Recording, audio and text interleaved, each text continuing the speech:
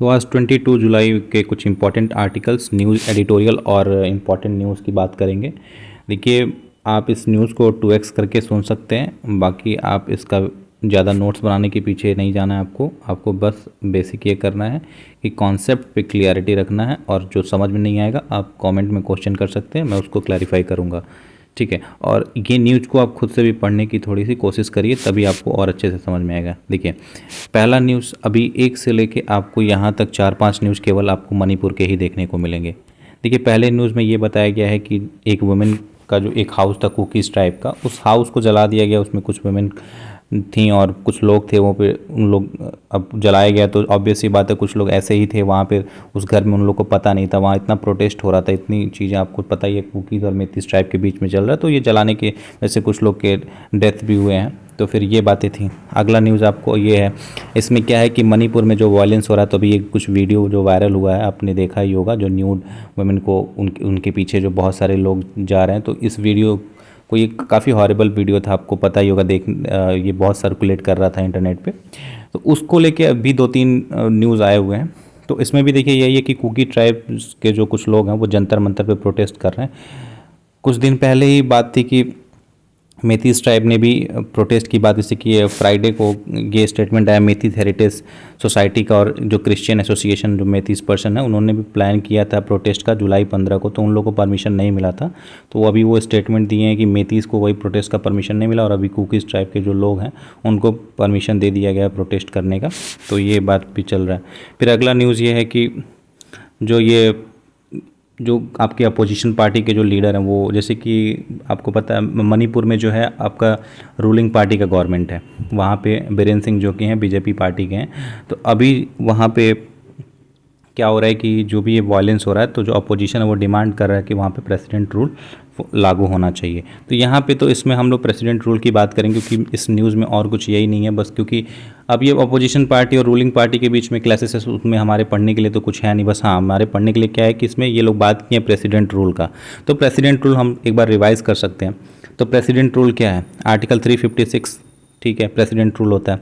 आपको पता है एक तरह का और होता है 352 होता है, ठीक है। 352 आपका नेशनल इमरजेंसी होता है, आर्टिकल 356 आपका प्रेसिडेंट रूल होता है। तो ये प्रेसिडेंट रूल में क्या होता है कि वो एरिया पे पर्टिकुलर जो है प्रेसिडेंट रूल करेगा। अब ये क्या होता है कि how can it be impose on state, कैसे इम्पोज होता है? तो पहला क्या होता है, ये गवर्नर रिकमेंडेशन दे सकता है कि वहाँ पे कॉन्स्टिट्यूशन के प्रोविजंस फॉलो नहीं हो रहे हैं, या तो अगर गवर्नमेंट के डिसीजन को या फिर गवर्नमेंट के डायरेक्शन को अगर स्टेट नहीं मान रहा है, तो वो आपका होता है, वो 365 वाला होता है, लेकिन वो भी उसमें भी प्रेसिडेंट रूल ही लगाया जाता है। तो मेनली यही होता है कि कॉन्स्टिट्यूशन के प्रोविज़न को अगर कॉन्स्टिट्यूशन में लिखी जो बातें हैं, अगर कॉन्स्टिट्यूशन की जो मोरालिटी या फिर कॉन्स्टिट्यूशन के जो प्रोविजंस है उसको स्टेट अच्छे से अप्लाई नहीं कर पाता है, तो गवर्नर जो होता है स्टेट का वो रिकमेंडेशन देगा अपना उस पर्टिकुलर चीज़ों पे कि वहाँ उस एरिया में प्रेसिडेंट रूल लगाना चाहिए। अब उसमें क्या होता है कि सारी पावर जो होती है पार्लियामेंट प्रेसिडेंट को दे देता है, ठीक है। प्रेसिडेंट उस पर्टिकुलर एरिया में आपका पावर रखता है, लेकिन हाँ पार्लियामेंट उसको देता है, ठीक, ये चीज़ें। अब पार्लियामेंट का रोल क्या होता है इसमें? Every such proclamation must get parliaments approval with in the 2 month, 2 महीने के अंदर में जो पार्लियामेंट उसका प्रोक्लेमेशन का परमिशन देगा तभी होता है। अब इसका ड्यूरेशन क्या होता है? 6 महीना होता है, और 3 साल तक एक्सटेंड किया, मतलब कि 3 साल इसकी मैक्सिमम पीरियड है। एक बार में 6 महीने बढ़ाया जाएगा, फिर अगर ख़त्म होने वाला रहेगा तो उसको फिर मेजॉरिटी से पास करवा के फिर 6 महीना बढ़ाया जाएगा। तो ऐसे ऐसे कर करके मैक्सिमम 3 साल तक बढ़ाया जा सकता है, ठीक है। परमिशन क्या है कि प्रेसिडेंट कभी भी किसी भी टाइम पे ऑर्डर दे के उसको ख़त्म करवा सकता है, ठीक है। कुछ प्रोविजंस ऐड किए गए थे 44th कॉन्स्टिट्यूशनल अमेंडमेंट 1978 के through, state that the president's rules can't be impose in any state beyond 1 year unless, ठीक है। तो 1 साल का जो होता है कि उस ये 6 महीने का एक्सटेंशन है, तो वो तो हम अभी पढ़ ही चुके हैं कि वो वही होता है। तो इतना चीज़ें आपको जानना है प्रेसिडेंट रूल में आपका। उसके बाद से हम बात करेंगे, इसमें अभी भी ट्राइब्स की ही बात हो रही है, तो इसमें अभी देखिए अगला क्या है कि नेशनल कमीशन फॉर वुमेन जो है उसको, जैसे कि आपको यहाँ पे एक ये नमता जो दिख रहा है कि north American Manipur tribal association, इन्होंने 6 इंसिडेंट्स को बताते हुए नेशनल कमीशन फॉर वुमेन को ये डायरेक्शन दिया है कि यहाँ पे वुमेन को पर्टिकुलर जेंडर वाइज जो क्लासेस हो रहे हैं, जेंडर वाइज जेंडर को टारगेट किया जा रहा है यहाँ पे। जैसे कि ये आपको पता है कि जो ट्राइबल्स जो जो आपको क्लासेस चल रहे हैं उसमें पर्टिकुलर एक जेंडर को, जैसे वुमेन को टारगेट किया जा रहा है और उनके खिलाफ वायलेंस हो रहा है। तो इसी बात को लेके जो नेशनल कमीशन फॉर वुमेन के ऊपर अप्रोच की है नमता, जो एसोसिएशन है वुमेन का, नॉर्थ अमेरिकन वुमेन एसोसिएशन, जो ट्राइबल वुमेन एसोसिएशन, उन्होंने अप्रोच किया। तो इसमें क्या है कि हम लोग देखेंगे तो उन्होंने ये अर्ज किया है कि सुई मोटो लेना चाहिए नेशनल कमीशन फॉर वुमेन को। तो हमारे लिए इसमें पढ़ने के लिए नेशनल कमीशन फॉर वुमेन है, अभी हम इसको देखेंगे क्या होता है। ठीक है, नेशनल कमीशन फॉर वुमेन जो है वो 1992 में बना था, नेशनल कमीशन एक्ट 1990 के थ्रू। ठीक है, अब ये क्या हुआ था, एक लीगल, ये क्या करता है, ये इस्टेब्लिश हुआ था कि रिव्यू करने के लिए constitution and legal safeguard of women. किसी भी वुमेन को कॉन्स्टिट्यूशन में जो सेफगार्ड मिला हुआ है और लीगली जो प्रोविजंस बने हुए हैं वुमेन को सेफगार्ड करने के लिए, तो उसकी चीज़ को वो रिव्यू करता है कि कितने वुमेन को प्रोटेक्ट किया जा सके, उनके राइट्स को बताया जा सके, इसलिए बना हुआ। अगला क्या है कि it recommends remedial legislative measure, मतलब कि कोई भी अगर गवर्नमेंट अगर पॉलिसी बना रही है तो कितना इफेक्ट डालेगी वुमेन को और कितने पॉलिसीज उनके बेनिफिट के लिए होगा, तो उस पर वो अपना रिकमेंडेशन देती है। इनके पास सिविल कोर्ट का पावर होता है। सिविल कोर्ट का पावर मतलब ये सम्मन कर सकते हैं, इन्वेस्टिगेट कर सकते हैं, इंक्वायरी कर सकते हैं, इन सब चीज़ों का पावर होता है इनके पास। ठीक, और अगला जो आपका है कि जो अभी इस टाइम पे रेखा शर्मा जो चेयरपर्सन है इनकी, पहली जो चेयरपर्सन थी उनकी बात हो रही थी, जयंती पटनायक थी। तो ठीक है, इसके बाद से कंपोजिशन की बात करें, एक चेयरपर्सन और 5 इसमें मेंबर होते हैं। चेयरपर्सन और मेंबर दोनों को सेंट्रल गवर्नमेंट अपॉइंट करता है, प्लस इसमें एक मेंबर सेक्रेटरी होता है, उसको भी सेंट्रल गवर्नमेंट ही अपॉइंट करता है। ठीक है, फंक्शन क्या होता है, इन्वेस्टिगेशन करना, एग्जामिनेशन करना। ठीक है, एक इन्वेस्टिगेशन मतलब कहीं भी कुछ ऐसा हो रहा है वुमेन के खिलाफ तो वहाँ पे इन्वेस्टिगेशन कर सकती हैं वो लोग, वो भी अपने एम्बिट में रह के ही, जो भी लीगल एम्बिट मिला हुआ है उस चीज़ के अंदर में रह के अभी अपनी रिपोर्ट को गवर्नमेंट के सामने रखेंगी। ठीक है, जो भी रिपोर्ट होगा, क्या क्या क्लॉज हैं, क्या चीज़, फिर उसके बाद से रिकमेंडेशन कर सकती हैं। ये बात अलग है कि बाइंडिंग नहीं है, बट ये रिकमेंडेशन कर सकती हैं गवर्नमेंट को।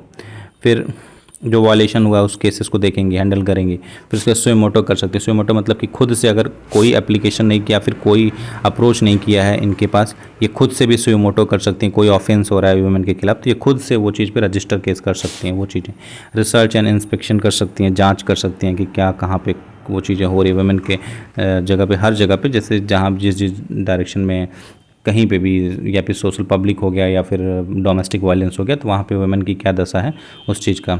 फंडिंग प्रोवाइड कर सकती हैं।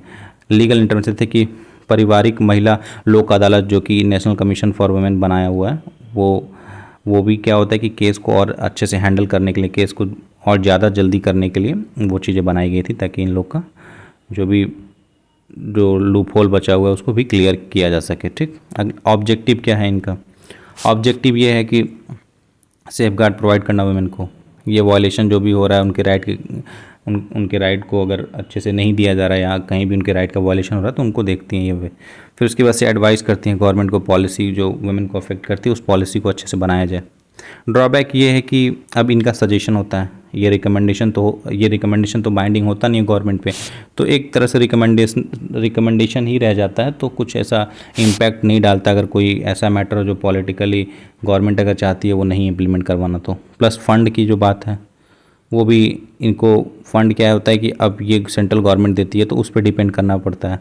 प्लस इनके जो मेंबर होते हैं उनको अपॉइंट भी सेंट्रल गवर्नमेंट करती है, तो इस चीज़ में भी दिक्कतें आती हैं। अब सजेशन यही चीज़ें जो ड्रॉबैक है उसी को सजेशन बना के बता सकते हैं कि हाँ वो कमियाँ हैं तो उसी को दूर करना होगा। ठीक, अगला देखिए, ये भी यही बात किया जा रहा है, इसमें भी यही बात किया जा रहा है कि अभी जैसे प्राइम मिनिस्टर नरेंद्र मोदी जो है वो स्पीच दिए थे, अभी जो वीडियो वायरल हुआ था, जो कुकीज़ ट्राइब की जो वुमेन को न्यूड करके जो रोड पे ले जाया जा रहा है, उनके पीछे जो बहुत सारे लोग हैं पीछे घूम रहे हैं जो मार रहे हैं उनको, तो उस पर पीएम मोदी का जो स्पीच था, अभी अमित शाह जो विजिट किए थे, उनके विजिट करने के बाद से भी कुछ दिन तक तो मामला सही रहा, क्योंकि रूलिंग पार्टी का गवर्नमेंट वहाँ पे चल रहा है, बीजेपी का गवर्नमेंट है, तो ये जाहिर सी बात है कि अमित शाह वहाँ विजिट किए, उनकी बात की कि इस चीज़ को सही करना, बट अभी भी कुछ हुआ नहीं। तो फिर ये प्राइम मिनिस्टर नरेंद्र मोदी भी इस पर अभी अपना स्पीच दिए हैं, तो ये पूरा उसी पे आर्टिकल है, इसमें तो कुछ खास ऐसा है नहीं, बस पॉलिटिकल आर्टिकल है, स्पीच की ही बात की गई थी इसमें। फिर यहाँ पे इस एडिटोरियल में भी आपको कुछ इंपॉर्टेंट मुझे तो कुछ लगा नहीं, बस इसमें अनुराधा बेसिन की बात की गई थी, जो कि जिसमें सुप्रीम कोर्ट ये बोला था, ये एक्ट आपका Anuradha Bhasin versus union of India में सुप्रीम कोर्ट ये बोला था कि right to access the internet is fundamental right. ठीक है, तो मतलब इंटरनेट एक्सेस करने का राइट आपका फंडामेंटल राइट है। ये जम्मू कश्मीर में जब इंटरनेट बहुत ज़्यादा बंद किया जा रहा था तब ये आया था डिसीजन। ठीक है, तो अभी क्या हुआ था कि मणिपुर में इंटरनेट को बैन किया गया था। अलग अलग प्रोविजंस बताया जा रहा है कि जैसे इंटरनेट को बैन करके वहाँ पे लोगों की राइट्स को छीना जा रहा है। अब क्या होता है कि अभी बहुत टाइम से इंटरनेट वहाँ पे बंद किया गया है। अब लोग वहाँ पे होप कर रहे हैं कि अब जैसे कि अब रिहैबिलिटेशन सेंटर बनाए गए हैं कि अगर बहुत ज़्यादा अगर वायलेंस हो रहा है तो उन लोगों को कहीं और सेटल किया जाएगा। अब उसमें जो अलग बात है कि वहाँ पे अगर जो लोग एप्लीकेशन डालेंगे तो वो ऑनलाइन ही करेंगे, तो वो चीज़ें वो कर नहीं पा रहे क्योंकि अब ये ऑनलाइन करना उन इंटरनेट तो है ही नहीं वहाँ पे। प्लस ये जो चीज़ें हैं कि जो इंटरनेट बंद होने की वजह से जो जैसे जब भी डेट आ रहा है एक डेट रखा जा रहा है कि 6 दिन 7 दिन हफ्ते हफ्ते का वो चीज़ है, तो बीच बीच में और ज़्यादा डेट इसको बढ़ाया जा रहा है, तो वहाँ पे होप पूरी तरह से ख़त्म हो गया है। तो जब भी कोई ऐसा प्रोटेस्ट हो रहा है तो इन सब चीज़ों को जो रियलिटी को जो दिखाने की जो सच में वायलेंस को बंद करने का तरीका है, तो उस पर ऑथर बता रहे हैं कि उसको नहीं ध्यान दिया जा रहा, जबकि इंटरनेट को बंद किया जा रहा है, जो कि लोगों का ये राइट होता है कि इंटरनेट एक्सेस करेगा। प्लस इसमें और भी बात किया जा रहा है कि जैसे अभी दो जो वीडियो वायरल हुआ था, अभी वीडियो जो वायरल हुआ 2 वुमेन का, तो उसमें भी बताया जा रहा है कि ये वीडियो अभी देखिए वायरल है, जबकि ये न्यूज़ बहुत पहले की है। तो ये इंटरनेट नहीं होने की वजह से ही ये वीडियो बहुत लेट तक पहुंचा, जबकि रियलिटी को पता होना चाहिए लोगों को भी। तो बस वही बातें की जा रही है, बहुत कुछ इंपॉर्टेंट तो इसमें मुझे लगा नहीं।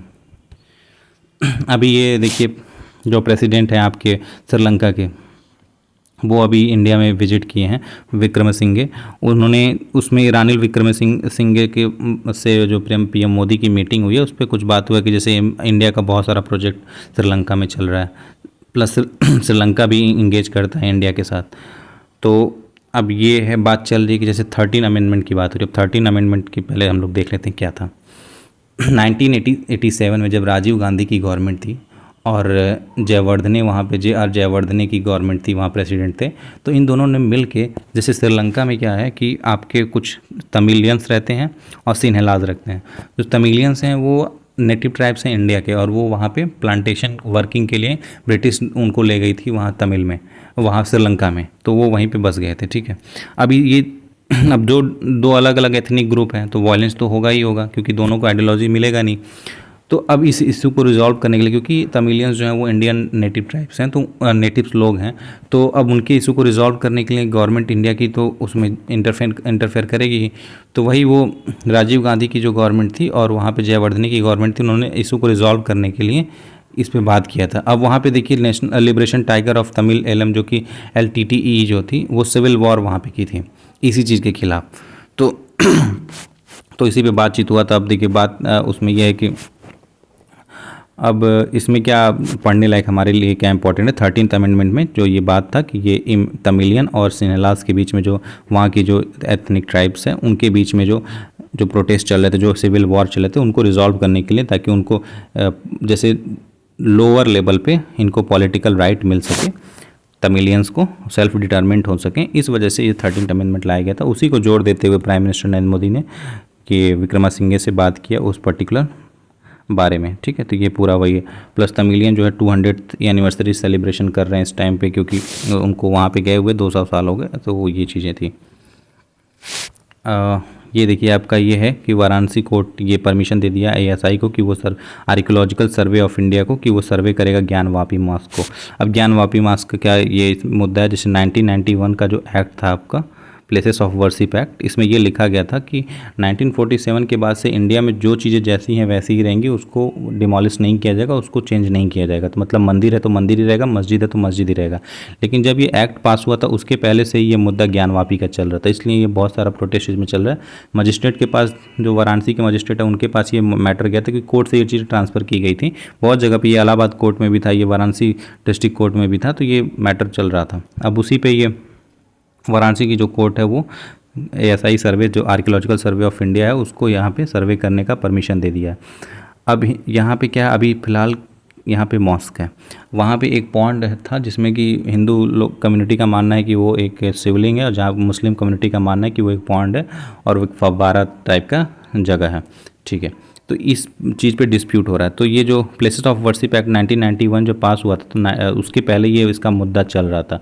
तो अब ये क्या इसके एम्बिट में रखा जाएगा या इसके बाहर रखा जाएगा, इसी पे बहुत सारे विवाद चल रहे हैं। अब देखिए सर्वे होगा तो सर्वे से पता चलेगा एक्चुअल में क्या वहाँ पे था। ठीक, प्लस ये देखिए इस न्यूज़ में ये है कि जैसे CBSE के जो आपके डायरेक्टर उन्होंने ये बोला कि मल्टीलिंगुअल चीज़ों को हमको फॉलो करना चाहिए, जैसे कि ये आपके सीबीएसई के भी कोर्स में जैसे 12 तक की बात हो रही थी, जैसे 5 तक तो कंपलसरी या तो आप या तो आपका रीजनल लैंग्वेज हो या मदर टंग हो, कोई भी ऐसा लैंग्वेज जो कि फिजिबल हो। बहुत सारे लैंग्वेज को ऑप्शनल हो ताकि लोगों के पास ये ऑप्शनल हो और सारे लैंग्वेज को फॉलो करने के लिए, जैसे कि गवर्नमेंट भी प्रेस कर रही है कि हिंदी प्लस इंग्लिश ये चीज़ें, या फिर हिंदी प्लस लोकल लैंग्वेज ऐसा चीज़ें। उसी तरह से आपके पास मल्टीलिंगुअल की पावर हो, मतलब मल्टीलिंगुअल का फीचर हो, आप बहुत सारे लैंग्वेज को चूज़ कर सकें। इंस्ट्रक्शन जो दिया जाएगा, पढ़ाया जाएगा जिस चीज़ में, उस चीज़ में आपको बहुत सारे लैंग्वेज में पढ़ाया जाएगा, एक लैंग्वेज पे बंद के नहीं रखा जाएगा। इसी चीज़ को बात किया जा रहा है कि इसको बढ़ाया जाएगा। न्यू एजुकेशन पॉलिसी था, इसको इंक्लूड किया जाएगा ताकि 5 तक होगा, फिर उसको 8 तक एक्सटेंड किया जाएगा और ये बाद तक भी बढ़ाया जाएगा 12 तक, क्योंकि ग्रेजुएशन में भी ये चीज़ें ऑप्शनल जो था वो उसके लैंग्वेज को बढ़ाया गया है, तो इसलिए इसको हमको ग्राउंड लेवल से ही ऊपर तक ले जाना है। उसी चीज़ पे ये पूरा बात हुआ है, तो इसको आप रीड करेंगे, ईजी आर्टिकल है।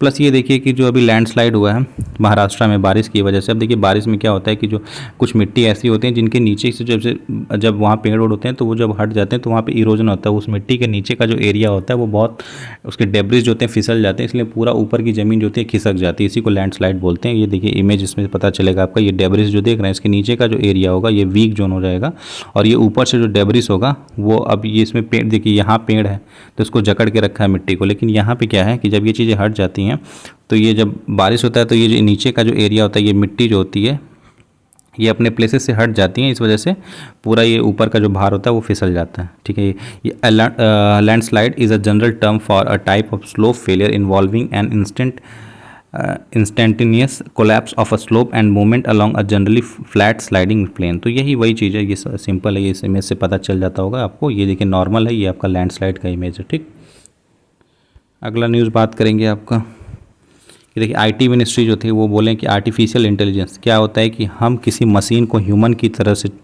जज करवाएं, मतलब एक मशीन को हम पूरा ह्यूमन बना दें। जैसे रोबोट क्या है, एआई है, आर्टिफिशियल इंटेलिजेंस, मतलब वो उसके अंदर ये फीचर डाल दें, इंसानों का दिमाग जैसा फीचर डाल दें तो वो एआई हो जाता है। ठीक है, आर्टिफिशियल इंटेलिजेंस मतलब आपको अगर कोई काम करना है तो आपको कुछ सोचना पड़ता है, इसीलिए एआई के पास भी ऐसे थिंकिंग पावर होगी, वो इंसानों से कहीं ज़्यादा होगी, तो वो एआई होता है। जैसे कि अगर कोई फैक्ट्री में अगर आप काम कर रहे हैं तो आप मशीन से सामान को उठा रहे हैं, अगर एआई की टेक्नोलॉजी लगा देंगे तो वो मशीन खुद वो जान जाएगा कि वो उसको कब उठाना है कब रखना है। ठीक है, तो वो एआई एक एडवांस मतलब वर्जन है, एक एक्सटेंडेड वर्जन है जो कि ह्यूमन के फीचर से भी बहुत ज़्यादा ऊपर है। इस वजह से बहुत सारे ऐसे बातें चल रही थी कि एआई आने से जो गवर्नमेंट में जो जॉब है बहुत लॉस हुआ है। तो इसी पे बात करते हुए जो हमारे ministry of electronic and information technology है उन्होंने ये बोला कि ऐसा कुछ नहीं है, एआई के आने की वजह से कोई जॉब का लॉस नहीं हुआ, ये उसको क्लैरिफाई कर रहे थे। तो ये पूरा उनका स्टेटमेंट था। एआई पे एक और न्यूज़ है कि एआई को और ज़्यादा अच्छा बनाने के लिए, जैसे ओपन एआई जो अमेरिका बेस्ड कंपनी है वो एआई के फील्ड में जो अभी बहुत ज़्यादा न्यूज़ में चल रही है और ये बहुत क्वेश्चन भी इस पर बन चुका है कि ओपन एआई किसकी कंपनी है, तो ये अमेरिकन बेस्ड कंपनी है आर्टिफिशियल इंटेलिजेंस का। तो और भी जितनी कंपनियां उनको एक फीचर की बात कर रहा है यूएस वाइट हाउस कि उनको एक वाटरमार्क ऑन फैब्रिकेटेड इमेज वाला फीचर उनको इंक्लूड करना चाहिए, और इसमें इसको सपोर्ट करने के लिए जैसे कि गूगल जो बड़ी बड़ी कंपनियां उसको वो भी इसमें सपोर्ट अपना दिखा रही हैं। ठीक है, तो ये जनरल न्यूज़ था।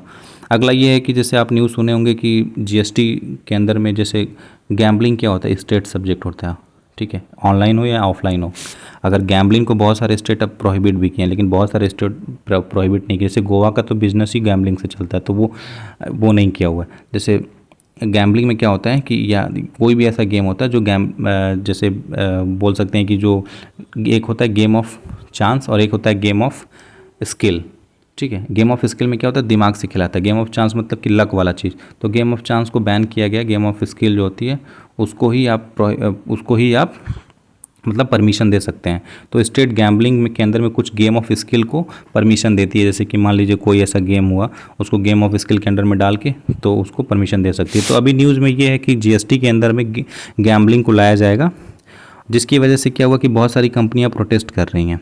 अब इसमें क्या होगा कि इंडस्ट्री जो है, गेमिंग का इंडस्ट्री जो है हमारे यहाँ पे बहुत ज़्यादा अभी फ्लरिश कर रहा है, और हमको पता है ये 2022 में ही 3 बिलियन का ये रेवेन्यू दे चुका है, और अभी होप किया जा रहा है कि इसका रेवेन्यू है 4 बिलियन तक जाएगा। ठीक है, तो इस वजह से ये अभी अगर 28% जीएसटी लाया गया तो हो सकता है कंपनियाँ छोड़ेंगी तो बहुत सारा नुकसान होने वाला है, क्योंकि आगे हमारा ये प्लेस करने वाला ये 400 से ज़्यादा स्टार्टअप ऐसे हमारे यहाँ पे चल रहे हैं। और इसमें एक और बात किया जा रहा है कि इसमें टैक्स का रिजिम रखा कैसे जाएगा। तो अलग अलग कंट्री का एग्जांपल लिया गया, जैसे यूके में क्या होता है कि वो 15% का टैक्स लगाता है ऑपरेटिंग गेमिंग रेवेन्यू, और उसमें बहुत सस्टेनेबल चलता है उसका मार्केट। फ्रांस में क्या होता है कि France the senate has noted that the tax model on a full value, ये फुल वैल्यू पे लगाता है। हमारे यहाँ पे क्या है कि जब वो जो बेटिंग लगाते हैं उनके ऊपर लगेगा वो चार्ज। और ये बात किया जा रहा है कि अगर पूरे कंप्लीट अगर चीज़ों पे लगाया जाए, जैसे कि मान लीजिए गेमिंग इंडस्ट्री, मान लीजिए कोई एमएसएमई है वो गेमिंग इंडस्ट्री चला रहा है, तो उसके ऊपर अगर 28% टैक्स लगाया जाएगा तो वो इंडस्ट्री ही बंद हो जाएगा, वो वहीं से नहीं काम करेगा। जबकि ये चीज़ें ये हमारे पास फ्रांस का एग्जाम्पल है। फ्रांस क्या करता था, पहले ये चीज़ें वही करता था, बाद में उसको चेंज करना पड़ा अपने इस चीज़ को, और फिर वो क्या किया, वो इंडिविजुअल जहाँ पे बेटिंग हो रही है वहाँ पे वो लगाने लगा। तो इस चीज़ को फॉलो करने की बात हो रही है। तो वही ये पूरा यही है, गेमिंग इंडस्ट्री जो 28% का टैक्स लग रहा है वो कैसे लगाना चाहिए, उसी की बात हो रही है। अभी तो ये लगा नहीं है, अभी तो बहुत सारे प्रोटेस्ट हो रहे हैं, बहुत सारी बातें होंगी इसमें, देखते हैं आगे क्या होता है। ठीक है, तो इतने सारे इंपॉर्टेंट न्यूज़ थे आज। कुछ खास इंपॉर्टेंट न्यूज़ था नहीं, क्योंकि आज सैटरडे है, तो सैटरडे को ज़्यादा न्यूज़ आता नहीं है। तो होप आपको अच्छा लगा होगा। थोड़ा सा और अगर इन्हेंस कर सकता हूँ तो आप सजेस्ट करिएगा, ज़रूर मैं और न्यूज़ कवर करूँगा। ठीक है, थैंक यू।